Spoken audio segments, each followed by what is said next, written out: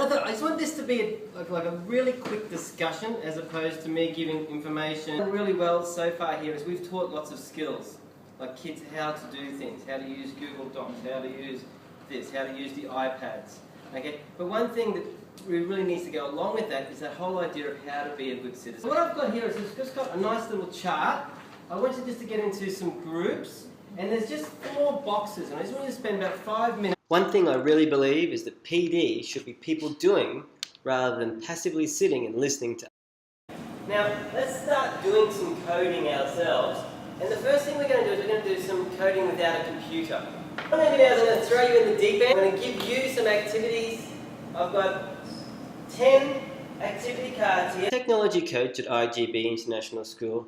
Much of my time spent training staff, students and parents on how to use computers, how to integrate technology, and most of all, how to work collaboratively. Again, we all went away to the GATE Summit in KL, Google Apps for Education. After 5 minutes, you need to move on to the next station. Any questions? I've been a technology coach for the past 10 years, and I'm really passionate, not about doing the same old things in new ways, but about doing new things in new ways. Example of how to make a watermark on a Google slide. First thing we're going to do is insert an image. So I'm going to select this image right here. I'm then going to drag or make my image big enough so it covers the entire slide. Okay, you can change that or crop it.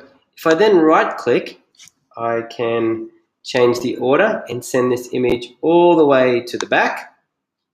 Then with my image options, I can change my transparency. I've got a nice watermark on my slide. Open up this album, select the image I want to link off, and add that to my Google site. All I've done here though is add the image. If I click on the image, I get a link. In Google Sites, the images are always going to link back to themselves. But there's an option right here that I can change that link. If I click that change option, I can then post my Google album link into here. I always like them to open in a new window and select OK. Okay, when I save the page, I've now got embedded an image on my Google site, and when someone clicks on that image, it takes it straight to my album.